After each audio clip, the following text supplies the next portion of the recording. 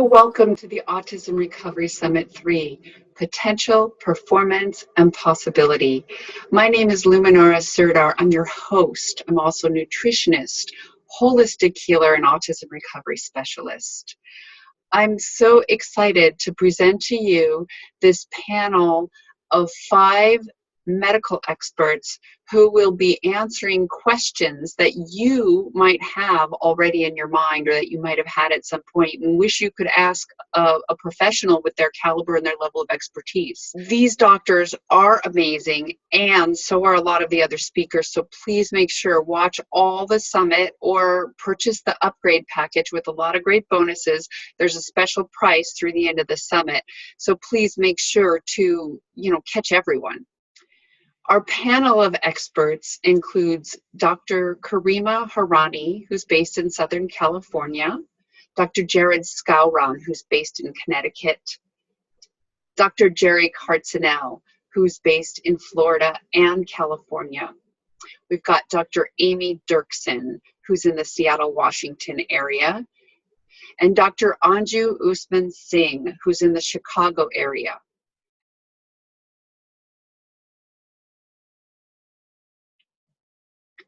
First question, I just received a diagnosis, autism spectrum disorder, sensory processing disorder, developmental delay, or some other neurodevelopmental issue. What should I do? What can I do before even seeing a professional or seeing a doctor? There are many things that you could do before your child even gets formally diagnosed.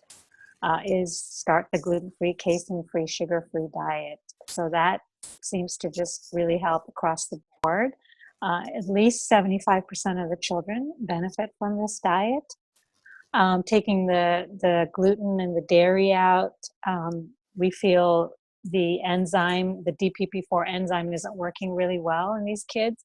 So by taking these foods out, the protein, the casein, which is found in dairy, and the gluten that's found in the wheat, instead of turning into opioid-like peptides when the proper enzyme is not present. And these opioid-like peptides have an effect on the brain. So when they remove these foods, the kid will start talking more. The kid will start just responding more and being more present. So the diet is something that parents can do on their own before even getting an evaluation or even going to see a biomedical doctor like me. And then there's obviously some supplements that parents can try. The first tier of supplements that I usually recommend is fish oil, omega-3 fatty acids, and some vitamin E. The DPP4 enzyme that we just talked about as a supplement that's available. DMG, dimethylglycine, which is nothing more than an amino acid with attached methyl groups that seems to just really help these kids with speech. And then, of course, methylcobalamin. Doctors like myself can prescribe it in the injectable form, which is the best way to give it to the child. But before you get to a doctor, you could start your child on some, oral methylcobalamin or vitamin B12 orally. So these are a few things that parents could do on their own. And certainly going organic, non-GMO, very, very important because pesticides, have been shown to contribute to autism possibly. It's such a big emotional nut to swallow. When you finally get this diagnosis, whether you go to an early intervention group, you go get a neuropsych evaluation. Maybe you saw the diagnosis coming. Maybe you didn't see the diagnosis coming, whether it's autism, whether it's developmental delay, whether it's apraxia, intellectual disability, global developmental, whatever it may be. It's such a big thing. It's such a big emotional weight. But the most important thing to do is to keep being hopeful and keep searching for interventions, because there's so many people out there, so many pediatricians, so many family members who say, oh, forget about your kid. Maybe you can try some therapies, some OT or some speech, but there's no hope. okay? And that is the biggest lie that's out there. There are so many of us that have been working. I've been doing this for 15 years, and we see kids recover. We see kids get their language. We see kids smile. We see kids play. We see kids sleep. We take care of their GI issues. This is treatable, and recovery is possible. So the number one thing to do is be hopeful, because the number of us out there that are helping you and your kids and your family, our numbers are growing. So stay hopeful and stay diligent, and talk to other families. Talk to other people out there, other family members, other moms who've been through it. They're the ones that are going to tell you what's possible. Great question. And we do get asked that quite a bit. You probably do as well. Gluten-free, dairy-free diet. Okay. And I know these parents are probably very tired of hearing that, because they look at it and say, this is so difficult. I would remove dairy first. That's the easiest one to wrap our brains around. Anything that contains milk, whether it be cheese or yogurt or ice cream, or hidden in packaged goods where they have casein or other forms of dairy in there. Milk has got to get out of the system. And the next thing is gluten. And we have to remove the gluten-containing foods. And if you don't know what gluten is, you can look it up. It's easy to find. It's a part of the majority of flours and baked things that we use. It helps hold things together. So, for example, pizza dough has gluten-enriched flour, so it looks like rubber when they toss it in the air. It's that rubbery component. Both these components, gluten and dairy, in some of these children can be converted into a morphine-like substance, and they're addicted to them, and it does affect the brain and how it responds to stimuli. It makes them irritable and cranky and not sleep through the night and have diarrhea, constipation.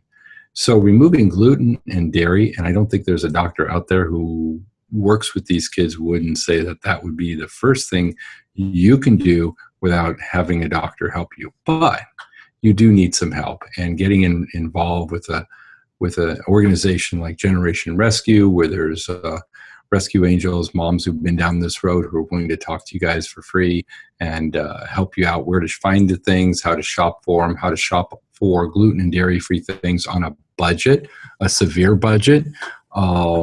I think that's really important. I think the next thing is to remove all of your cleaning agents and just go natural cleaning agents. And most of your health food stores and even online now have products that are super clean and friendly to the environment and friendly to us. So all your cleaning agents, whether it be your soaps, your wipe down stuff for the toilets, the bathrooms, your dishes, I think getting all of these, as we talked about, toxins out of the house is really, really important. The third thing is, especially from a child who's had numerous infections and treated with antibiotics, think we need to get some natural antifungals going. And you can just Google natural antifungals and take a look and see what your child might be able to take. They really do help to a certain degree, and I like that. And obviously, if your child is constipated, we've got to get the poop out, and using things that can help the bowels move a whole lot easier. And again, you can Google that. I don't know if this is quite the venue to start labeling other products from companies and stuff and giving them, if you will, plugs. But that doesn't really work for constipation, I guess. But anyway, we do need to remove the plugs and get the kids moving their bowels. If the bowels are runny and diarrhea, we have to get that evaluated to make sure that they don't have a form of inflammatory bowel disease, which requires the child to be sedated and have endoscopy done and take a look inside what's going on. But those are the easy things to do that I think probably in my practice, which is really exciting, 80% of the kids respond to a gluten-free, dairy-free diet. And by respond, I mean kids who weren't sleeping through the night are now sleeping through the night. Kids who are irritable and cranky are now kind of sweet kids to be with. Kids who are aggressive and mean, or eczema, it all clears up. In fact, they get a lot healthier. If they'd had lots of ear infections, you remove dairy, ear infections stop, or they really slow down. So that's pretty much what I'd recommend. I think that's one of the best questions. We've actually had think tanks about just this thing. I think number one, you start with a diet, and I think it goes way beyond gluten-free, casein-free. I think number one is you reduce carbohydrates and sugar. So whether that's an SCD diet or just, it doesn't have to have any fancy name to it. Just let's focus more on meats, healthy fats. Kids need so much fat. So healthy fats, fruits and vegetables, if they'll do it, play around with textures and really limit carbohydrates. So be careful also with too much rice, too much white potato, too much, even gluten-free pasta. Those things feed these gut bugs. So cleaning up the diet. And then I would say really look at your house. Is there a lot of excess noise stimulation? Is there a high EMF field? Like, are they surrounded with electronics all day? Do you have a lot of artificial fragrance in the home? Did you just have new carpeting put in and then their behaviors got worse? So see about kind of reducing the chemical exposures. If there's possibly a mold issue or there's been a water leak or there's a water leak at the school, taking a look into that as well. But those things you can control. Getting them to drink enough liquids, ideally non-sugary liquids. So water, herbal teas, diluted juice if you have to do something like that. And that's where I would start. There's supplements and things you can jump to, but number one is clean up that diet. What most people do when they get a diagnosis like that is they search out various therapies like occupational, physical, speech therapy. And they don't really go to seek a doctor because they don't think of those kinds of conditions as being medical. And I think that people who are listening to your program realize that many of their children's symptoms are due to some metabolic issue or medical issue that's happening in the body.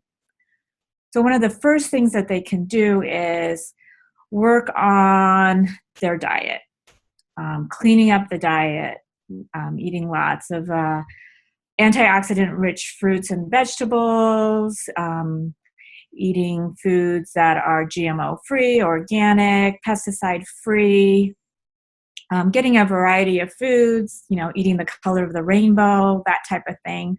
But one of the biggest interventions that we have in our children with autism and autism spectrum, over 70% of our patients do respond to the dairy-free or casein-free and gluten-free diet.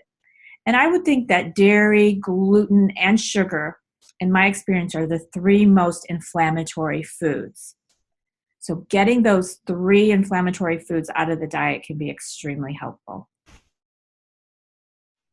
The second question, I've been doing biomedical treatments and detox and therapies, been to so many doctors. I've been doing this for years for my child, and I've seen some gains, but I'm kind of stuck, no big wows. What can I do? There's some big questions that I need to ask the parents. One is, what kind of detoxification have you done? Have you done heavy metal detoxification?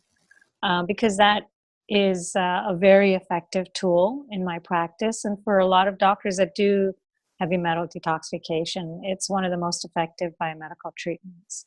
So it's very important to ask the question, what kind of detoxification have you done? Because for a lot of parents, it means different things.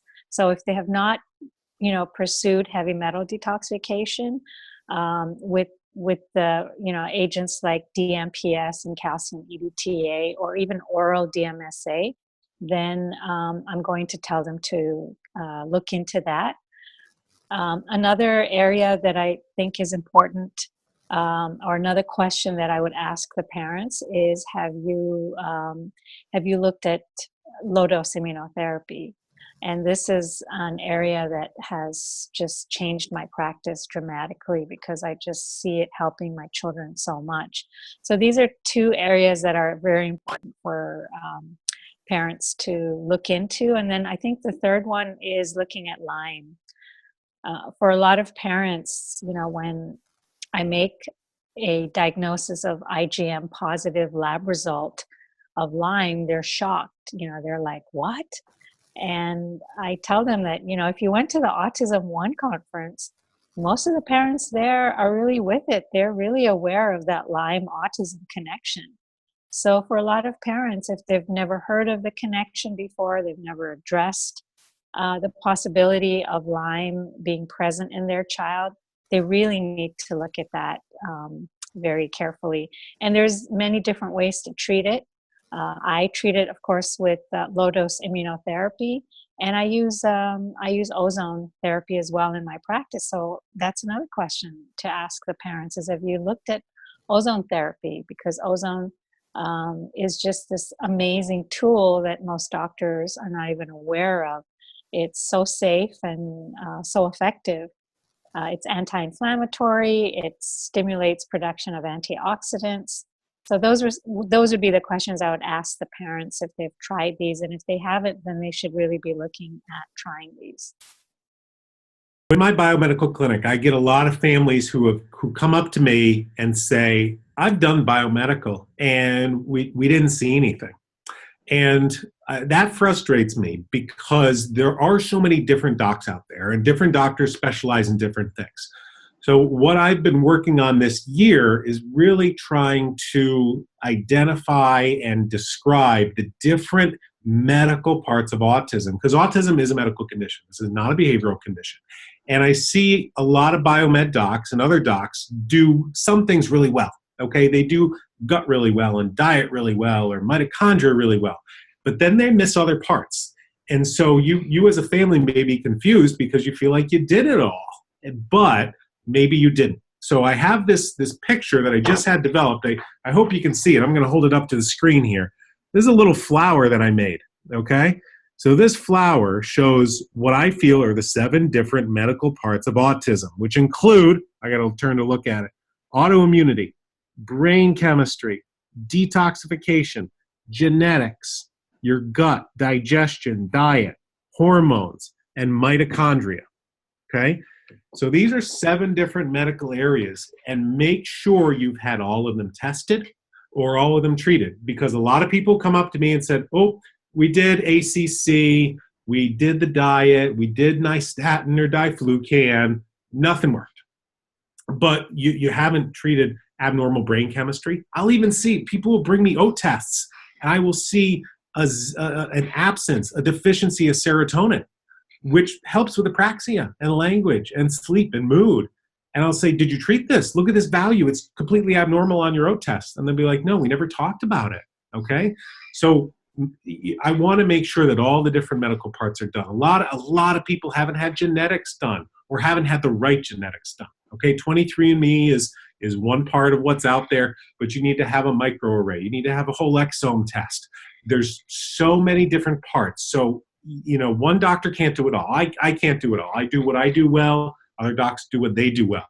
So make sure, and again, this is why I love this flower, okay? You have tested or treated all 7 medical parts of autism. Stay diligent. Obviously, now we need a doctor who's had a lot of experience, a doctor who communicates with you well, and you feel comfortable with their treatment plan and protocol, that it's been designed just for your child, not just a bunch of boxes that they've checked and you walk out the office with, 15 new supplements. When I use supplements, I tell the parents exactly what I'm using these for, and within a week or 2 or 3, depending on the time frame, when to let me know if it's working or not working. Okay, these are supplements for sleep, or this is supplements for anxiety, or this is supplements for focus and concentration, or obsessive compulsive behaviors. And then you have to let me know if that's working. And I don't start too many at one time. Okay, I want to just say, this is just, here we're going to do this first. And once we maximize this, then we'll go to here. So I build in a logarithm, so they have plenty of work to do. So fortunately, they're not calling me every month with another appointment, which costs money, that they have these different steps that they can take so we can stretch out those appointments.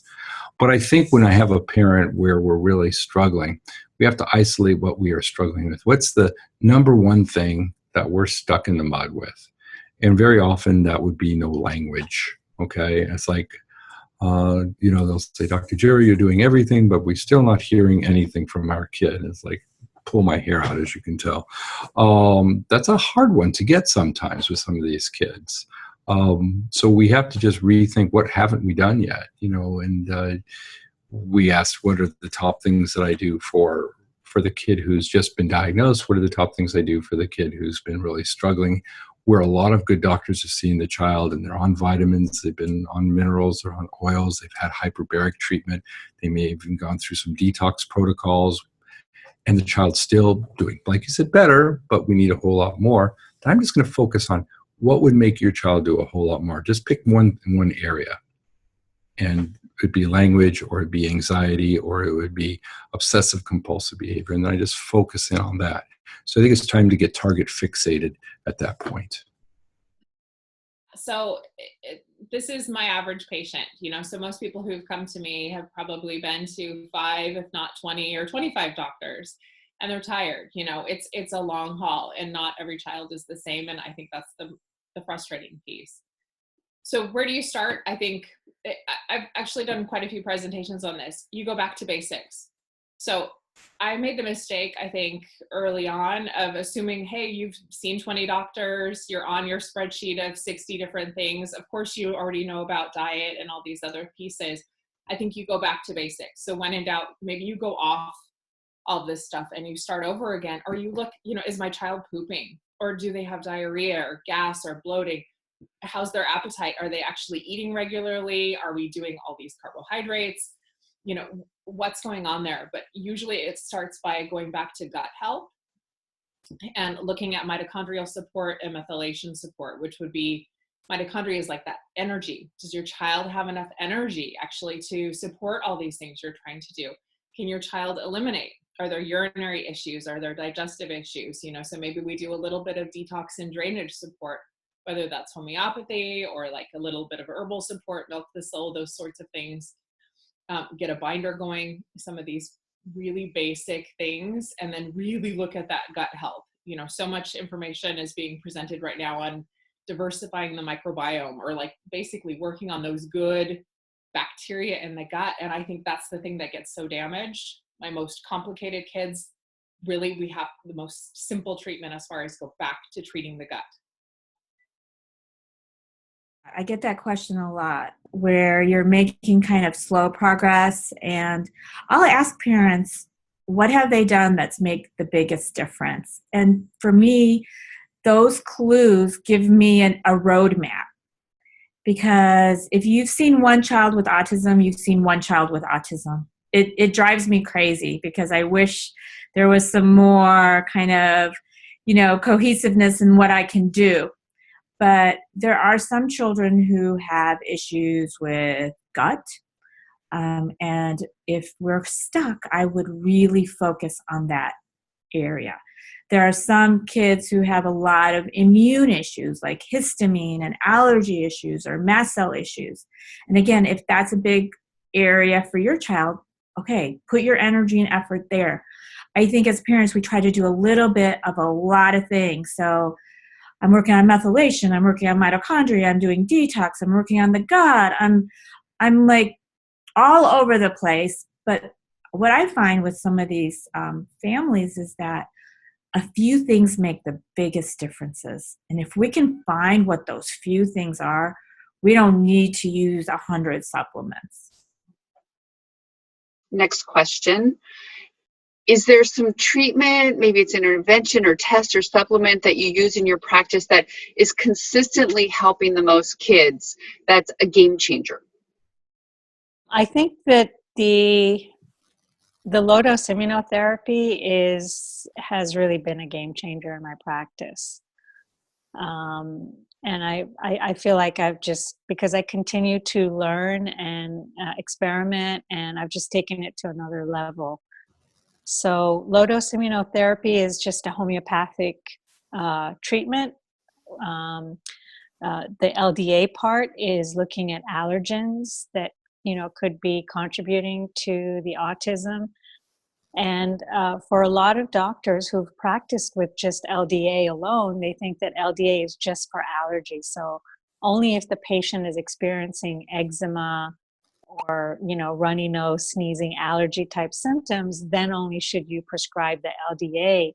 And I say, you need to try LDA on every child, because I have kids that just start talking when you give them the LDA, even though they don't have obvious allergy symptoms. So the LDA is a really important one for me to give to every child.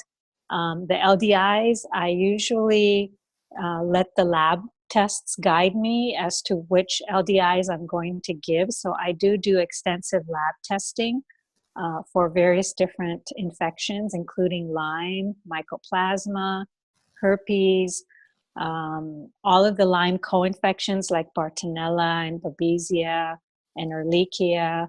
And then there's varicella and measles, mumps, and rubella.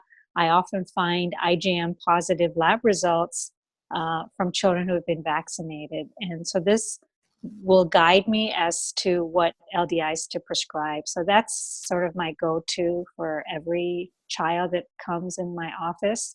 The vitamin B12 shots, the methylcobalamin, is something that I think every kid should try, because methylcobalamin is water soluble. It's B12 is water soluble, and so you just have to get past. If you're a parent, you just have to get past the fact that you're doing some subcutaneous injections using a very teeny tiny needle. But the B12 can cause some dramatic improvements. Testing for heavy metals, I use the urinary porphyrins test, which unfortunately comes up positive for a lot of children. And this is a test that helps me determine if the child is a candidate for heavy metal detoxification. So these are my go-tos: the IV or the intramuscular ozone injections, or just ozone intraorally or rectally is becoming also something that I'm using more and more. And because again, ozone has been around since the 1800s. It's completely safe with little or no side effects. And there's probably more than 3,000 publications now showing ozone's efficacy in various different areas. And I'm proud to say that my paper that I submitted, which is a case report on a 2-year-old that came to me with speech delay, who was high risk for autism. We found several different infections that were IgM positive. And we did IM ozone injections on him. We did 8. And after the 8 injections, we tested his blood, and these infections had turned off. So now we have that in the publication. It's a journal, a Spanish journal. So we now hopefully are going to have more publications in autism research as well. But yeah, that's another area that's a go-to if the parents are willing to try. There's a lot of supplements out there, okay? And nothing works for everybody. I put together a blog for Generation Rescue that talks about what I see as the 5 different types of autism. I gave this lecture at TACA this year, and I'll be giving this talk again. Not all these kids are the same, but they do fit into certain categories. So the different biomedical supplements that I use, I would say there's 3 that I use more than anything else. And so let me kind of walk you through 3 of our common presentations of kids and what we do for those, okay? And so there's not one that works for everybody, all right? Just like B12 shots. Some people are like, B12 shots are amazing. And other people say B12 shots make my kids super hyper, okay? There's not one thing for everybody. But we have kids who are A, super hyper. We have kids who are B, constantly looking for input and constantly sensory seeking. And then C, we have these super stimmy, anxious kids, okay? And there can be some overlap. So I'll tell you the 3 supplements that I use the most with the best effect. For those hyper kids, we use this product called Calm and Cool. Again, I don't know if you can see that in the computer there, in the screen. Calm and Cool is the amino acid powder. There's no B vitamins. So if your kids get hyper on methylated Bs, you're an overmethylator. You've got the COMT and MAO mutations. Calm and Cool, just straight up amino acids, will help calm down this hyperactivity. Sleep problems, okay, that's great. For our kids who do well on the B vitamins, who are sensory seeking and need the input, this is actually the first formula I put together 15 years ago. It's called Power and Focus. Okay, I put this together because I found this was the combination of supplements that most kids were using. It's got B6, methylfolate, B12, magnesium, zinc, and amino acids, okay? If your kid responds poorly to B vitamins, not for you, but if they do well, this is our #1 bestseller. We use this so much. Language, behavior, sleep, sensory issues. It covers it all because it's all balancing brain chemistry.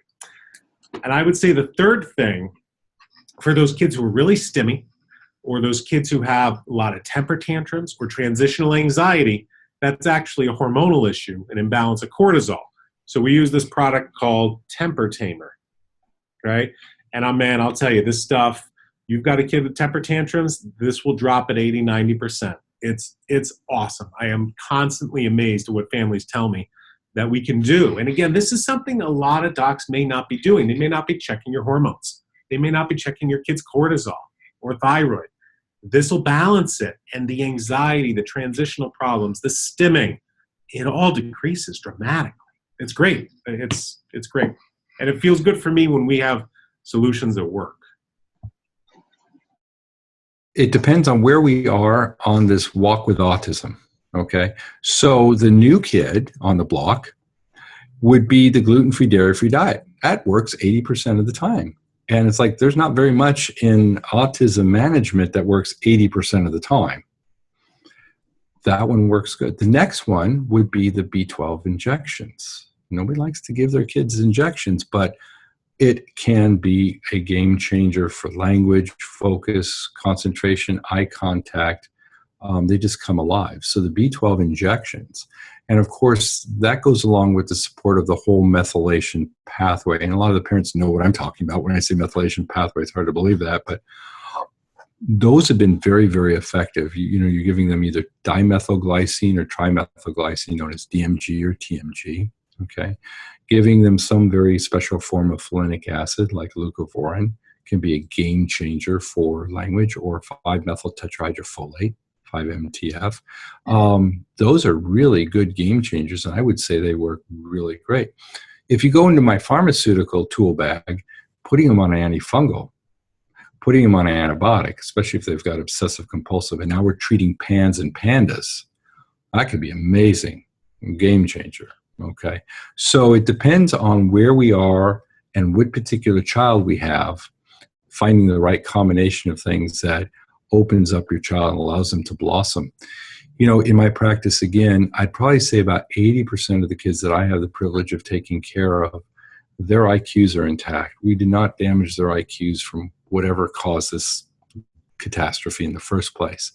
20% of the children, they have some real struggles with their IQs. Okay, something's not working right, and it's tough. But 80%, they're there. So if we can just uncover the layers of the onion that are keeping them from expressing themselves, from understanding what you're saying, they're there. We can reach in there. And it's like parents tell me, I didn't know that she was so bright. I didn't know. Or they'll say, I always knew, because moms always know, but she just couldn't demonstrate it for anybody. And it's like, now she is. So that's kind of exciting. I think that's kind of a two-part question. So most kids from the beginning, I would look at, they need zinc. Most of our kids are really low in minerals, but zinc seems to be a big one. And, you'll have a lot of maybe marks on the fingernails, or you've never had to cut your child's fingernails. That's a big flag. Or there's a lot of taste and sensory issues. B12, especially as B12 shots, I think is a game changer. I've had a lot of kids start talking and really we unlock them. So if your child is one that's sort of locked into their own little world, I'd be thinking B12. GABA can actually be really helpful. So something like 200 milligrams of Zen, which is GABA and theanine, if your child is excessively anxious, stimmy, and this is sort of an all the time pattern, that can actually be really calming. And fish oil, some sort of good quality cod liver oil, great anti-inflammatory, mops up a lot of toxins. A lot of my kids, especially if they're higher functioning on the spectrum, they refer to it as their fishy brain pills, and they notice the difference. It really helps with their focus. Magnesium, also really important, very calming. So magnesium, we're looking at like probably a malate or a glycinate or maybe even a threonate version to get that calming sort of activity. And then I do a lot with binders, just to help with elimination, because what we find is a lot of these kids are sort of overloaded and they're not excreting these toxins well. So some sort of toxin binder, maybe like a zeolite extract or the apple pectin or citrus pectin can be good, or even some activated charcoal. I mean, I definitely have you're asking a supplement, not a protocol, right? Anything. Anything. Again, I do a lot of research in the area of the gut, and I really think that treating the gut for me has made the biggest difference in most of my patients. And what that really means is getting rid of the bad stuff that's bothering the gut, inhibiting digestion, absorption, and intestinal integrity. That means things like bacteria, bad bacteria, viruses, parasites, yeast, toxins, mold, mycotoxins, whatever is irritating the gut, to really kind of do that, work on that piece. And for me, things like digestive enzymes, antimicrobials, biofilm protocols have been big game changers. Awesome. And I would say number 2 for me would be chelation or detoxification. And I know a lot of people think, oh, when my child is toxic, it's their liver that's toxic, or their adrenals, or their brain. But I would say the number 1 place that's toxic is the gut. And by detoxifying the gut, you can help detoxify the body, because then the body has some place for it to dump. Because if the gut is toxic, the body doesn't want to dump more stuff there. So it holds on to it. Nice. Next question.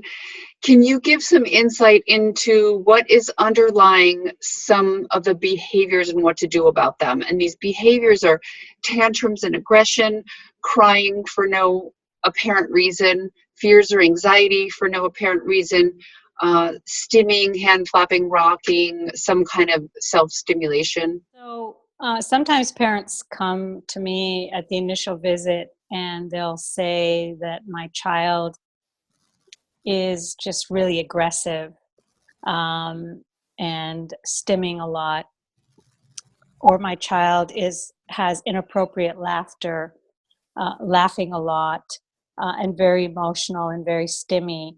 These are symptoms of yeast, and when I treat for yeast, I usually get results. And the way I treat for yeast is I will definitely recommend the yeast-free, sugar-free diet, of course, or the Candida diet. So it's very important for these kids to be on a sugar-free diet.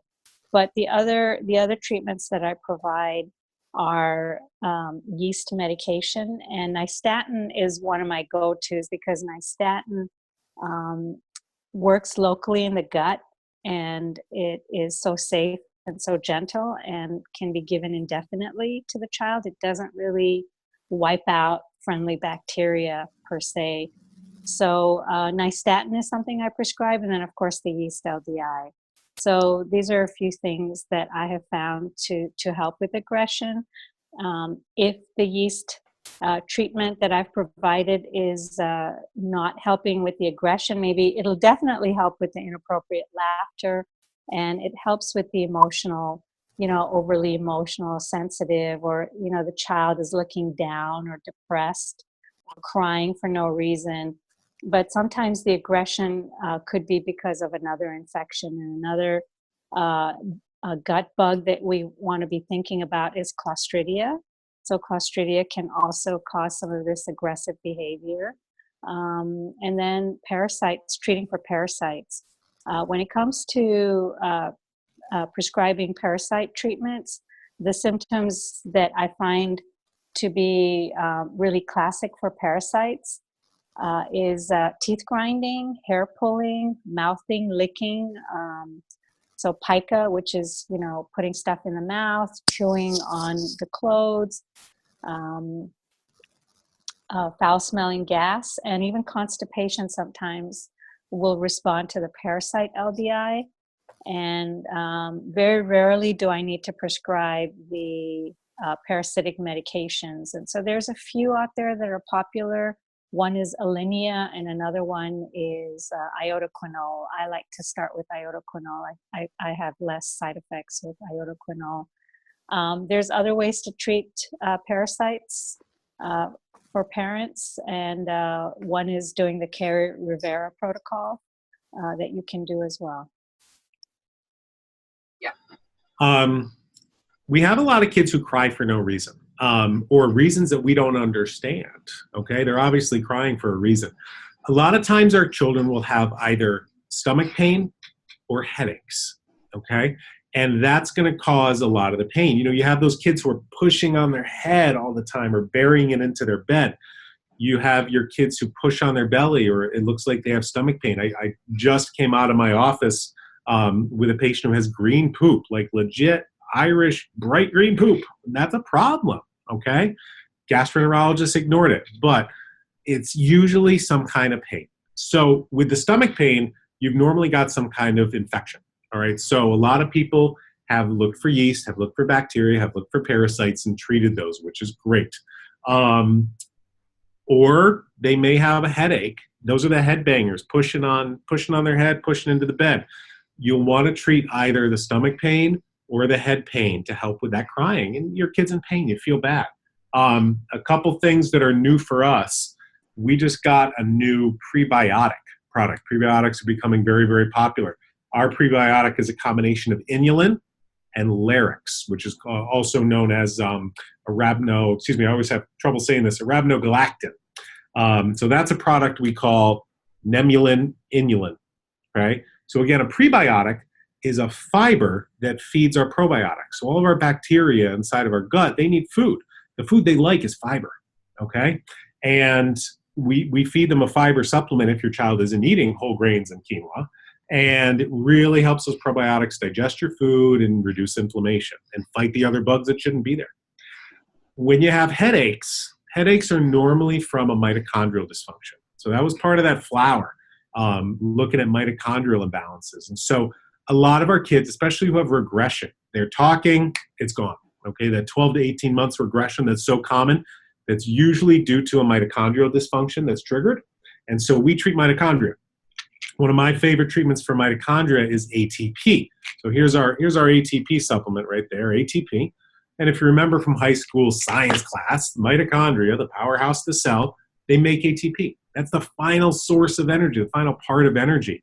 So ATP can really help with those headaches. It can also help with constipation. Again, mitochondria produce energy, and if your colon doesn't have the energy to squeeze poop, you get this chronic constipation. How many of our kids are on Miralax forever? Okay, so that'll help with the crying. As for different temper tantrums and anxiety, a lot of stimming and hand flapping and rocking. I had a kid the other day who just did this, like a half chicken wing. That was his stim.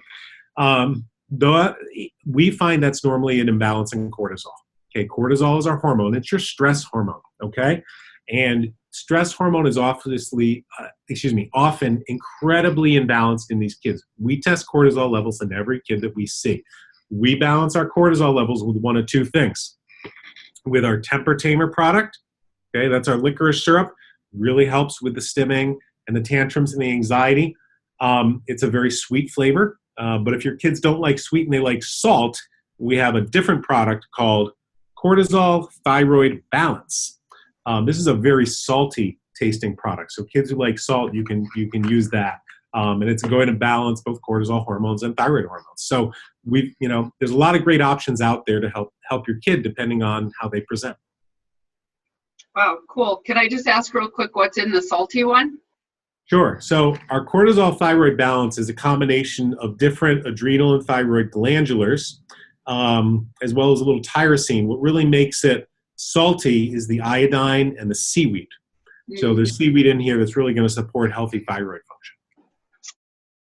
Okay, so the more aggressive kid with tantrums, and if we're talking about, say 5, 6, 7, 8, or going up into teens, that's probably too much adrenaline.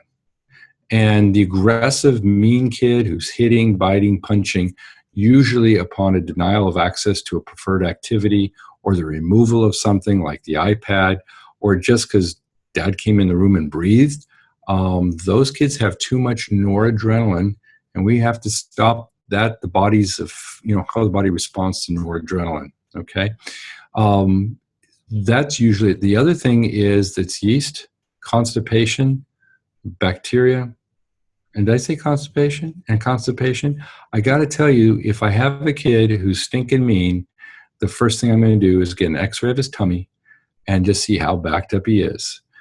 it's interesting that no matter what you do for autism, whether it be have seizures or obsessive compulsive behaviors or aggression, whatever you do that's, if you will, obnoxious part of the autistic spectrum, if you're backed up, if you have too much poop in there, it's going to make things a whole lot worse. And we want to basically get rid of that extra sewage in their system. They feel better, and whatever they're doing that's consternating for the family, it gets so much better. Okay, the next behavior was the crying for apparently no reason. You know, my son would do that. His favorite place would be in the shallow end of the swimming pool on the steps with his G.I. Joes in his hands. And he'd just be crying and saying, "I'm sad, Daddy, I'm sad, I'm crying." And of course, me being the doctor, you know, I look at him from head to toe. I can't figure it out. I mean, eyes, ears, nose, throat, everything is fine. Tummy's fine. But if I give him some ibuprofen, like in Motrin, all of those behaviors went away within 20 minutes. So it makes me think, is there something inflammatory or migraine headache?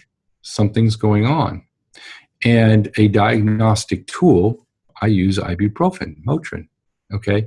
Because, you know, if I took 2 Motrin or Advil right now and you asked me 2 hours from now, how am I? I'd say the same. I don't have a headache, I don't have pain, I don't have anything inflamed going on, so I'm kind of the same. On the other hand, my wife would call me up, I'd be at work, and it'd be, you know, early afternoon, and she'd, "My son Josh is coming off the tracks. He's just being really irritable and cranky." And I said, "Honey, I got 3 more hours of patience. Why don't you give him some Motrin and I'll check him when I come home?" And she'd say, "Fine," you know, and hang up the phone. And, you know, when a woman says fine, it's not really fine. Even I got that, okay? So I'm trying to get through my day and get home to find out what catastrophe awaits me. And he's running around playing with his brothers like nothing's wrong. I said, "What happened?" And then, of course, she'd have to reluctantly say, "You were right." I gave him some Motrin, and within 20 minutes, he morphed into Sweet Man again. So sometimes these kids who have this mood lability can be something inflammatory that you cannot see. And I mean, I brought home all my doctor stuff that's just not there. And it could be something as simple as a headache, migraine. They're irritated. The therapist bothered them. They got a headache from the perfume the therapist was wearing. I mean, it could be any one of those things. Get back to constipation. Constipation can cause intermittent colicky pain, cramps inside, and so can the chronic diarrhea. It can hurt inside. It's not their knees that are bothering. It's not their hips or their elbows. It's going to be either their gut or their brain. I'm going to be right about 95% of the time. Okay. I mean, obviously, if they fell off the swing and they're limping, we better take a look because they could have a broken leg and you'd never know it. But those are my common causes for the crying kid. I guess the next question would be, well, what if you give them Motrin and it does make them better? Then you're going to need a doctor or somebody who's been working with these kids to help you figure out what we're treating with that. But it's a diagnostic probe. It alleviates the problem for right now, which makes mom and dad feel a whole lot better. Okay, makes the kid feel a whole lot better, but then gives us something to do to figure out, is this something we're going to be on every day for the rest of our life? No, but when we do have an emotional upset and Motrin helps, we made the child feel better. And then we got to figure it out. Maybe we have to get an MRI of the brain, okay? Or maybe we have to get an x-ray of the stomach or do a stool analysis. But that's where I would start. And the next behavior is this fear and anxiety for no apparent reason. Oh, there is a reason. There's always a reason with these kids. Fear, anxiety, there's always a reason. Remember, when I look at autism, I look at it as an abnormal response to an everyday stimuli. And that's why there's a spectrum. And the more abnormal responses you have, if you allow me to use the word, the worser you are on that spectrum. And the more normal responses you have to everyday stimuli, the higher up you are on that spectrum, okay? So when you have an anxiety, I mean, for example, I've had kids who are anxious to go outside because they have this tremendous fear of butterflies. I kid you not. Or dogs walking across the street, or bees, or whatever it is. It's an unreasonable. For them, it's very, very real and very, very scary. It'd be the same like there are people who are listening now who do not like to have their blood taken. Okay? I mean, they have a fear of needles. I mean, a phobia of needles. And you'd say, well, that's unreasonable. Not for them. For them, it's really reasonable. Intellectually, they know they really shouldn't be worried about having a little poke in the arm. Emotionally, they cannot manage the physiological response of flight and fight. And their heart rate goes up and their anxiety goes up and they just want to escape the situation. So it's always reasonable to the child, unreasonable to us. Okay. So with that said, then I'm going to look at the major cause of that is usually how they manage a crisis situation, which is an adrenaline flood. So they get into a situation. Where does the fight and flight, the unreasonableness come from? Too much adrenaline. What if we remove the adrenaline's influences and then we can work on desensitizing them to that? But you're not going to get to desensitize anything when you're in a full outright panic attack. Now, there are things that we can use. I like to use ashwagandha and valerian root. I think those are amazing for our kids, okay? Holy basil too. The problem with herbs is there's a reason why they're called herbs. They're very strong, they're very pungent, and unless you're swallowing capsules, can you imagine taking a teaspoon of oregano? Okay, I mean, it's great as an antifungal, but really hard to get that. Now, capsule or garlic or whatever, we can pop all the time and kind of burp it up. It's kind of noxious, but when you open these up and mix them in and wonder why the kid's not drinking his, apple juice anymore, well, that's why. But I do like to use my herbals, and they tend to make things a whole lot better. Okay, great. And next one is stimming, hand flapping, rocking, these stimmy behaviors. Okay. So once again, we want to make sure the diet is clean and we're not getting gluten, we're not getting dairy. We're certainly on a low sugar diet.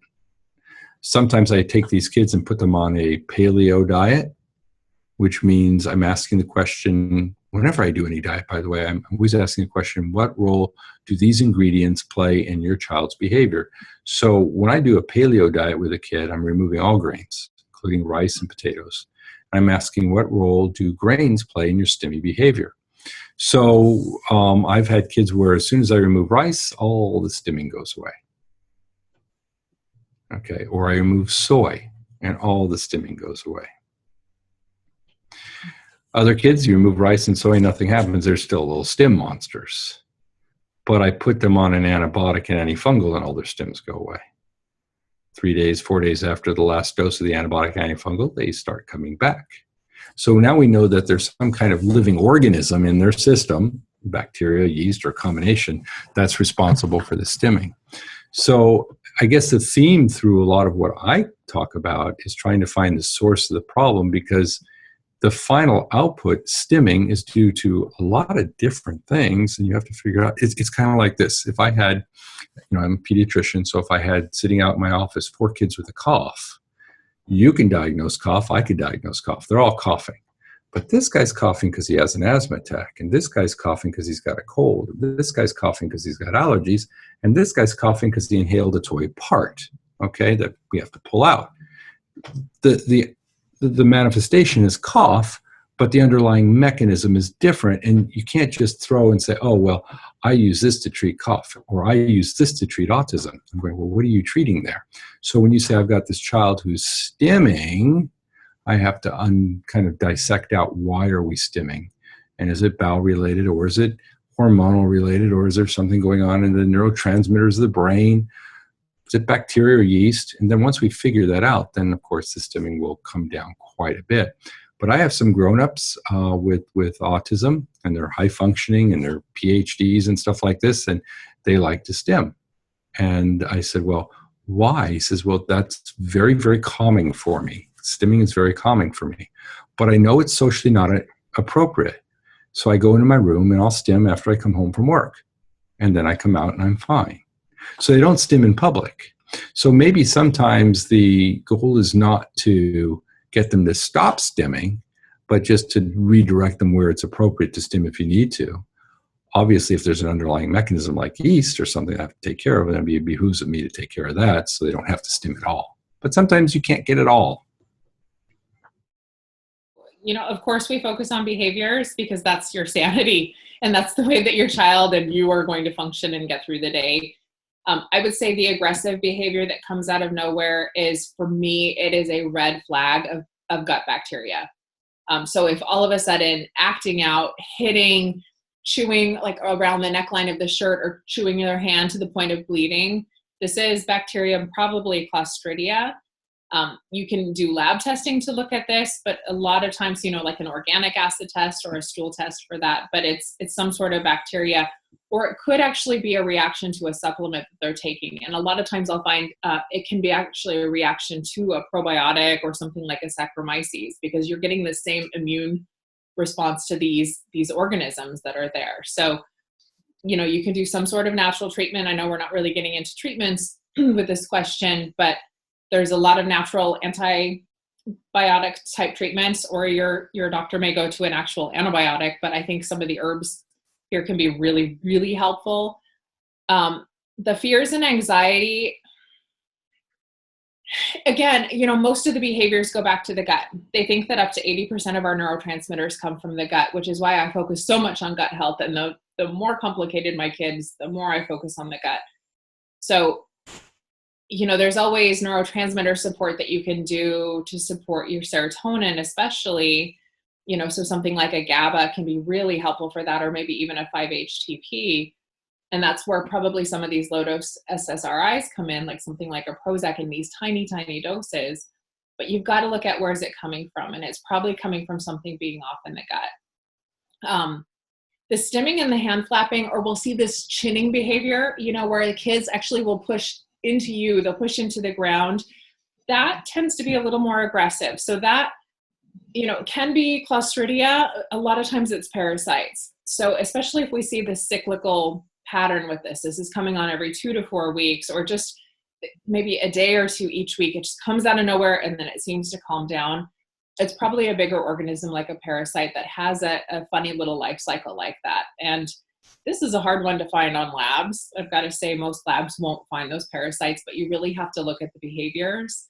And you can also look at a CBC, which is a blood count. So if you've done some lab work on your child, take a look, and do they have high eosinophils? Do they also have higher than normal basophils?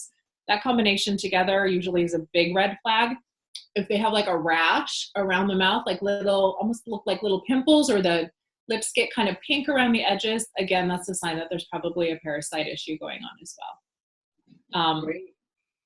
Yeah, I mean, there's so many other there's so many other behaviors that can come up too, but usually it goes back to the gut. The silly behavior, so I know you didn't ask that, but that funny, silly, goofy, drunk behavior, most of you know probably that's a yeast sign. So often I'll find more toe walking. I'll see that the voice goes up an octave, so it's a higher tone to the voice. You might see red cheeks, red ears, and so that's usually a yeast issue going along with that. The other thing is a lot of these behaviors can come just from flat out constipation. So if your child isn't moving their bowels, a lot of times we'll see more aggression, more fear, more anxiety. And so really focusing on getting those bowels moving can be really helpful for that. Behavior, is part of the core symptoms of autism. And I see patients from all over the world, and it's really interesting to me. I'll see a kid in Dubai, or sometimes I'll talk to doctors, in Dubai, or I'll talk to doctors in Bulgaria, and we'll see patients together. And the stimming is the same. And it's the same kind of movements, the same kind of repetitive behaviors. So when I tend to see certain types of stims, like for instance, if I tend to see visual stims, one of the first things I think about is a virus, a potential chronic virus that's affecting the retina. And I like to kind of focus on maybe looking at ways to treat viruses. And I have a vitamin A protocol that I use that can be very helpful for visual stims.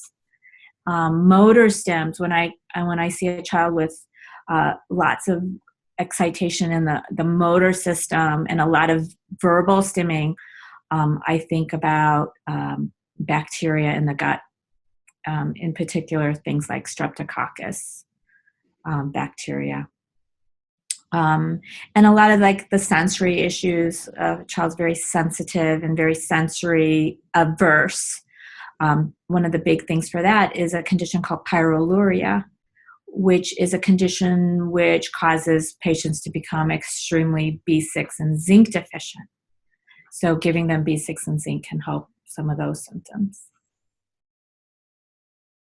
Next question is, can you give some insights or what to do about a child who's stuck in like a rigid behavior, has echolalia, not using expressive language, or running away? I haven't found anything specifically, time and time and again that seems to like help with that specifically. Like, if I give a particular LDI for, treating those, like the running away, etc. I have not found anything specific, but let me just tell you that the treatment protocol that I provide, which is, of course, the diet, the supplements, the methylcobalamin, and then the LDIs, a lot of these behaviors tend to go away. And in the really difficult kids, sometimes we have to prescribe additional LDIs. For example, we have a glutamate LDI, and you, Luminara, probably know about the glutamate and how it's excitotoxic to the brain. When we give the children the glutamate LDI, which is now combined with NMDA, and NMDA is a receptor that triggers this cascade of inflammation in the body. When we give children this LDI, this combo LDI, it seems to just really calm them down. So there are some specific things. Now, if the child is presenting with a lot of OCD, and sometimes anxiety kind of goes along with that, I do think of strep. And if the parents, have documented cases of, recurrent strep in the child, then I would start the child with strep LDI, of course. But having said that, there are some other LDIs related to infections that can also trigger, the OCD. But we do think of strep as one of the main players for that. So many of our kids have amazing receptive language. They understand what we're saying. They may respond to what we're saying. They may ignore them, may ignore us. But, it's expressive language is such a big symptom of our autism spectrum disorders. And our society is so unique. Our society gauges intelligence based on what comes out of this hole right here in the front. But we know our kids are smart. They do well academically. In my office today, I saw a kid with apraxia and no language, but he was 6 and he was fully writing sentences. We give him some paper and he's just writing out sentences, and he obviously understands everything that we're saying. So, the steps of language include repetition or echolalia, and then scripting, and then conversational language. And a lot of this, whether it's a speech delay or whether it's dyspraxia or whether it's apraxia, it has to do with imbalances in brain chemistry. And that imbalance in brain chemistry, whether it be serotonin, whether it be dopamine, is going to have different emotional symptoms. Kids who are rigid, kids who like those repetitive behaviors, they line up the cars, they want things their way, bad transitional anxiety. You've got somebody who's not happy. Okay, at the core of it all, you've got somebody who's not happy, and we want to support their serotonin, we want to support their dopamine. So we've got to, we use different supplements to support both of those, because the chemicals in our brain comes from the foods we eat. Okay, and they're specially made of protein. So for kids who need more serotonin, which can help with language, can help with sleep, can help with happiness, we have this chewable super serotonin support. And it's great. It really increases serotonin and melatonin levels really quickly. For those kids who kind of need stimulation, need happiness, we have kids who are unmotivated. This is usually a dopamine deficiency. Kids who have low dopamine have low joy. I call these kids the unbribable. You're like, here, have $1,000 to clean up your room. Like, yeah, we'll get $1,000. We need to boost the dopamine in those kids, give them some excitement, give them some motivation. This is a newer thing for us called attention on the double. It's great at boosting dopamine, okay? More dopamine, more motivation. And again, either the serotonin or the dopamine will really improve the language, and improve by improving and balancing brain chemistry is going to improve your mood. And all of these things that affect our symptoms of the mood, the rigid behavior, the repetitive things, that's because we're not happy. Okay. And so if we balance the brain chemistry, We balance the happy. You're talking about there's no easy answer for any of those behaviors, okay? I mean, obviously the most dangerous one there is the elopement, running away. And every year we lose a few children on the spectrum because they run outside in the middle of, minus 20 degrees, in their underwear. And they don't shiver, and they don't get cold, and they have no sense of danger, and they go. So elopement, or running away in a parking lot, or escaping from a house. My son was an escape artist. I mean, we could put 6 locks on the door, and we had 3 other boys, so 4 boys total. If kids came in and out of the house, somebody wasn't going to lock the door. My son knew. He would listen to see if all those locks were locked, because if they weren't, he knew he was out. So we do have escape artists, and that's very dangerous. And I don't think I have an easy answer for that, except that need for fight or flight was huge. That obsessive compulsive nature to get out of the house. I mean, I don't know if it was fight or flight. I don't know if it was OCD. I just know the end result was an eloping child. Okay. So then I have to go back and say, all right, now I've got an eloping child who's obsessed with leaving, or whatever cutesy wootsy word you want to use there. He can put himself into a life-threatening situation really quickly and end up in the front of a bus or something, God forbid. So we have to take a look at that. And I'll probably put these kids on antibiotics, antifungals, to see if we can help them with their obsessive compulsive need to leave. Okay, so elopement risk is huge. On the other hand, we as the adults have to do everything we can to make sure that there's a tag team between the parents, who's watching who, or for our single parents, I mean, we have to have mechanisms in place that the doors can't open without, mom or dad making sure that the door is opening with the kid. It's really a hard one. The rigid behaviors, I guess the F word in my clinic is fun, flexible, and focused. And the kids who are rigid and they're not fun, and they're not focused, and they're certainly not flexible by definition there. And I have to figure out why they're not flexible, why they can't be told no, why you can't, is it because I had today a child who I just told the parents, no iPad, no iPhone, no TV. It's amazing that those things can make them so rigid and inflexible. And as soon as you take that from them, you got a week of what ahead of you. But after that, they just mellow out. It wasn't bacteria, it wasn't yeast, it wasn't constipation, it wasn't the food, it was the darn electronics that these kids are so addicted to, and they can't get it to work right, and you can't take it away from them. It's just a disaster. So once again, it's all about taking a good history, figuring out the problem, getting inside them, and trying to figure out what you can do to make things a whole lot better. So this was probably the toughest question for me, because there's so many things that can lead to this, and finding the key to unlock your child. You see these little glimpses that they're there. You see the spark in their eye every once in a while, and they're in there. So I would say the stuck, rigid behaviors, this whole category of when they're stuck, they're not able to express, they're in their own world, they're not really connecting. This, for me, is usually a sign of a methylation issue. So we really need to push those methyl donors, especially methyl B12. I do find that the shots are very helpful, and sometimes you just have to ride it out. There's probably, though, if you really start to dissect that methylation cycle, that's where some of these other factors come in. Magnesium and zinc and B6 are really needed for that to work. And then some of your other B vitamins, B2, your folates, either as folinic acid or methylfolate, can also be really important for that.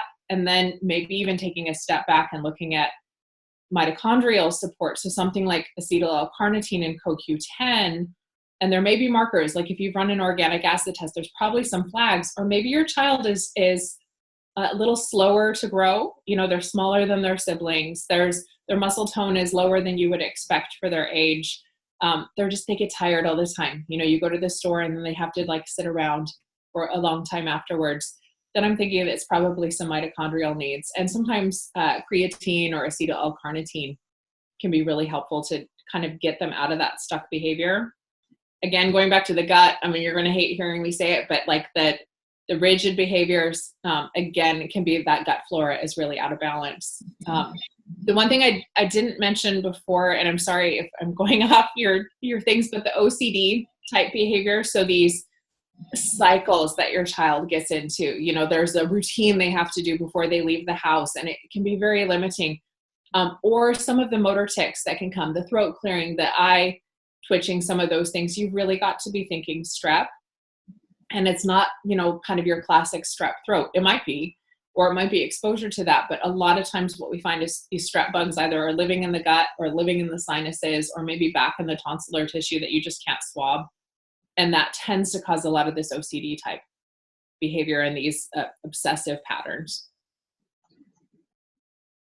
Yeah, I mean, those are really hard because, again, they're pervasive. Sometimes I'll have patients for a while and we're still stuck with some of these core issues. And I think for me with ASDs, the big core issues that I feel like I get stuck in are the OCD and the rigidity and some of the anxiety. It's just so pervasive and so hard to get over. And I can't think of like one thing that's creating it. But I always think about in the kids who have a lot of anxiety, a lot of OCD and rigidity, I do think about things like PANS or PANDAS. And it's becoming more and more prevalent in my population where kids were improving under the autism kind of diagnosis with the autism symptoms. And in adolescence and pre-adolescence, they're regressing again when they get sick. And if they have an acute regression in behavior, and the 3 core symptoms of that would be OCD, anxiety, and anorexia. So if they have an acute change in their eating patterns, OCD behaviors, or anxiety, then the number one thing to think about in that case would be potential pediatric autoimmune neuropsychiatric disorder associated with streptococcus or PANDAS, or PANS, which is pediatric autoimmune neuropsychiatric syndrome associated with potentially other infections, an allergen, or an environmental stressor or trigger. Thank you. The last question is, what's your number one go-to for things like constipation, tantrums, and picky eating? Constipation is so common in our kids on the spectrum, okay? So there's really 3 things that we look at. Number 1, you got to look at the foods you eat. The 2 most constipating foods are dairy products and bananas. So if you've got a constipated kid, start by pulling those foods out and give them something different. Give them pears, give them prunes if they'll eat those kind of things. From a supplement perspective, calcium constipates and iron constipates. Things like magnesium and vitamin C are very relaxing to the stool. So those are things that we use. A lot of people will get Miralax, will get X-Lax, but magnesium has been the go-to for decades. I mean, even on your drugstore shelves is milk of magnesia. Milk of magnesia has been around forever. It's a magnesium syrup. Magnesium loosens the stool. So whether you use milk of magnesia, whether you use a magnesium supplement, we carry one. There's so many out there. We carry one that's pear flavored. So if your child likes pear juice, this is a powder, calcium magnesium powder that mixes into water and tastes like pear juice. But regardless of what kind you use, magnesium will loosen your stools. Another trick that a lot of people don't know of is castor oil. Okay. Now, castor oil, you think castor oil, my grandma gave that to me and I blew out my colon. We don't want to take it orally. But if you take castor oil and rub it on your abdomen. So when my child was young, we'd have a bottle of castor oil next to her diaper changing table. Whenever she didn't poop that day, because we wanted her to poop every day, if she didn't poop that day, we'd take a little teaspoon on our hands, we'd rub it clockwise on her belly, and that castor oil soaks in gently and starts squeezing the intestines and gets that poop out. And I'll tell you, next morning, out came that poop. So watch for the trigger foods. Use magnesium or vitamin C instead of Miralax. Try the castor oil. But if your kid is still really, really constipated and those things don't work, again, chronic constipation can be a mitochondrial dysfunction symptom. Mitochondria, those parts of the cell that create energy, we need that colon to squeeze that poop through. So we use different mitochondrial supplements like mitochondrial ATP, which will help give the energy to the mitochondria, give the energy to that cell to start squeezing. Okay, I'm going to catch some heat for this, but I'm kind of used to that. I use a lot of Miralax or Glycolax, and the reason I do is because it's colorless, odorless, and tasteless. And we've got these constipated kids who are on a very self-selective diet, who will look in their water, will smell their water, can differentiate whether you put anything in their water. And, oh yeah, there's natural things out there that we can use, but they're not going to touch that. I mean, short of, putting them on the floor and opening their mouth and ramming it down their throat and praying to God they don't aspirate into their lungs, you're not going to get it into them. So I love these parents who tell other parents you shouldn't do this or whatever, and that doctor shouldn't be prescribing it, and I'd like not to. But go ahead, sit in this seat and tell this parent with a very, very orally defensive child what to put in their mouth. Okay, and it just doesn't work. So if I have a huge problem with constipation, I like to use a soluble fiber, which I use all the time, and nobody's giving me any slack about soluble fiber, so I use that. And I will use Miralax. Now, if I have a kid who's swallowing pills or takes anything, then I don't use Miralax, okay? But for my families out there with these really picky kids, and they kind of go together, they're not drinking a lot of water in the first place. They don't drink enough. Number two, they're usually eating 2 or 3 foods. And number 3, they're backed up. And number 4, I can't get anything natural in them because, like we mentioned earlier, natural things taste bad. Herbs taste bad. They work great, but you can't get them in. You might get them in once or twice, but to get them on a regimen, daily, week after week, month, it's just not going to happen. And these kids, it's like Groundhog Day. Well, once you desensitize them to them, they'll take them. Not these kids. Each day, it's like brand new to them. It's like and I don't like that fight because it gets moms mad. It gets dads angry. Talk about adrenaline flowing. It's like, help me, help you, help me, help you. I can fix this problem if you just take this. And they won't. Miralax is colorless, odorless, and tasteless. I know it's got a lot of bad press out there.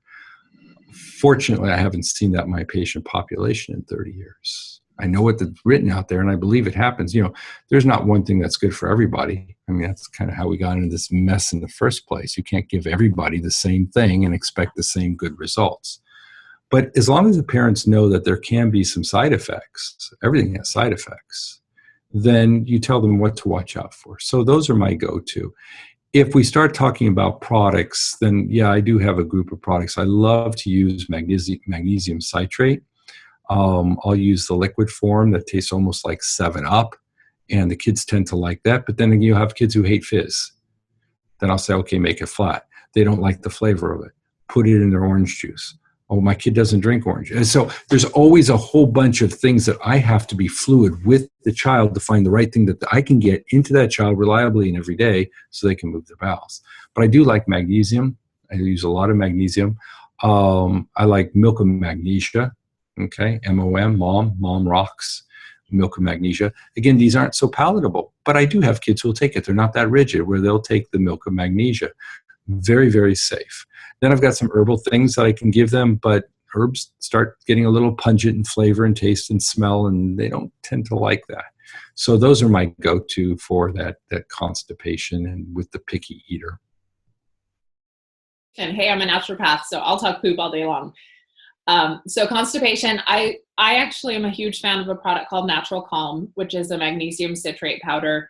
There's some controversy about this. Oh, is it the cleanest product? I've got to say it works. And it is the one I would say for at least 12 plus years in my practice that is the go-to that works. It's gotten kids off Miralax. It's gotten kids pooping regularly. So when you're talking magnesium, it's either magnesium citrate or magnesium oxide that's going to bring water back into the stool and really help soften things up and loosen that. A lot of times with constipation, it may be that there was one traumatic episode of constipation and your child actually has these behaviors because they're a little afraid to go. I went through that in my own household with my child, and it took a lot, probably a year plus of retraining. And even with him now at 8 years old, we have to have a poop talk every day. Did you poop today? And he panics if he didn't because he knows, the big bad poop is coming. If not, seriously. So The calm powder can be really good. The dose is usually anywhere from 1 to 3 teaspoons, and it's daily. And really what you want to do is get to the point that the stools are very soft, but not explosive, not gassy, not crampy. And you want to stay ahead of it. So even if your child's had a bowel movement, dose them again. You want to really, at least for 2 weeks, if not longer, consistently do that daily. Make sure they're going at least once, if not twice or 3 times a day, as long as it's not uncomfortable for them. And then you'll be able to play with the dose. And what you'll notice after that is maybe you can back off to every other day, or you reduce over time how much you need. A couple other things that are helpful: prunes, good old prunes are really helpful. Aloe vera, especially for the more inflamed or more reactive histamine kind of child. And aloe vera as a liquid. George's makes a nice one that's pretty low in citric acid. So, like an ounce of that a day can be really helpful and very soothing. Vitamin C sometimes can be helpful, and vitamin C is also a natural antihistamine and tastes good. So, you can do vitamin C, I would say 1 to 2,000 milligrams a couple times a day. So pretty high dose, but we're trying to get those high doses to kind of get the bowels to loosen up. And then maybe treat yeast if you haven't. So yeast can definitely contribute to this chronic constipation. Let's see what else you asked me about. What was the other issue? Oh, the eating. Oh gosh, I'll do tantrums because I have that on here. So tantrums, again, I'm going back to gut bugs. So, and it can also be set some expectations for your child. I know they're on the spectrum, but that doesn't mean that you don't need to have clear boundaries. And I think that's a big issue in parenting in general. And probably the toughest thing as parents we all deal with, I wish we came with an instruction manual for our kid. But have some expectations, have some clear boundaries, some clear consequences for those things. Your child will respond to that so that you also don't have to be so reactive, and it can give them, a space to kind of explore, their development, but also treat these gut bugs. If the tantrums are getting really violent, usually it's a bacterial thing like I had talked about before. The other thing I'd be careful with the tantrums is there some sort of stimulant in their diet, some sort of dye, maybe something that's triggering glutamate for them. So if they're doing a lot of cabbage, which most likely they're not eating a ton of cabbage, but are they taking supplements with glutamine or glutamic acid, that could be a problem for that particular child. Have you added something new in the last couple of weeks, possibly taking those things away and trying them back? Because even some of these great supplements, I muscle test because my background is I understand all these supplements and I understand why they're there, but it doesn't mean your child's going to do great with it. And so I think sometimes you have to look at, is there something that's triggering a reaction? So sometimes it's about taking things away before you add more. Picky eating, I usually think zinc or some sort of cryptopyrroluria issue. And so I would be looking for the signs again, like for the nails, or the white spots, or the peeling fingernails, they're really short, or they bite their nails. Cryptopyrroluria really gets back to zinc and B6. We tend to spill a lot of that. We get more heavy metals. But I find some really picky eaters are usually my kids that are the most deficient in zinc. Everyone go to for constipation, drinking more water. Number 2 and number 3, vitamin C and magnesium citrate or magnesium oxide. Those are my 3 favorites for constipation. And I can't tell you, it's a huge issue. And it's a huge issue when it comes to behavior too. And it needs to be addressed. And a lot of our parents think because they're having a bowel movement every day that they're not constipated. And a lot of our kids have what we call low motility or slow motility. Things aren't moving through the gut like they should. And the bowel movement that they're having is like a day old or 2 days old. And those toxins are sitting there recirculating, affecting the brain and creating ammonia and behaviors. And so even if they're having a bowel movement every day, make sure they're completely emptying, that their tummy isn't bloated, their tummy isn't distended, they're not burpy, gassy, or refluxing. Because then I'm going to really try to think about things like SIBO, small intestinal bacterial overgrowth, as a possibility of causing some poor motility issues. So the second one, you said tantrums. Mm-hmm. Again, that's a big, what's the first thing I think of when I think of tantrums? Probably neurotransmitters. like irritability, stress handling, maybe adrenals too. So the autonomic nervous system not being able to regulate. So blood sugar, adrenals, sympathetic, parasympathetic nervous system, hormones, I know I gave you more than one answer, but it's too hard. Well, I think that shows the complexity of it. And well, I think we as parents want to have one simple answer. And I love that you're saying this, because it makes it seem like, there isn't one simple answer. It's complex. So I like your honesty. Yeah. But yeah, neurotransmitters and hormones, I would say, with that one would be big. And maybe even constipation. Mm-hmm. Yeah. And then the third one was picky eating. Oh, picky eating. I again, that's another big one for our kids, because they tend to be really rigid with their food selection and what they want to eat. And I do find that when parents work on the gut and start to kind of heal the gut, that the body allows for more room.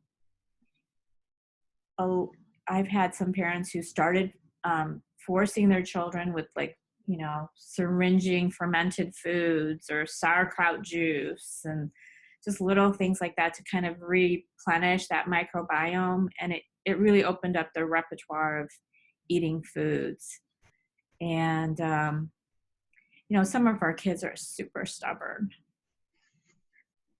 There's no negotiating with them. I've had some parents who've had to resort to feeding therapy and things like that because it's just so difficult for their children. I have some patients who are extremely food averse. They'll look at a food and they'll gag. There's some kind of a physiological thing that's happening with them. Mm-hmm. So, yeah, looking at the gut, treating the gut, seeing what we can do to kind of help heal what might be happening for them to have those symptoms. Thank you so much to all the doctors in the doctors panel, Dr. Karima Harani, Dr. Jared Skowron, Dr. Jerry Kartzinel, Dr. Amy Dirksen, and Dr. Anju Usman Singh. We respect, appreciate, and love you for your dedication, your persistence and passion, and your huge hearts. Thank you so much.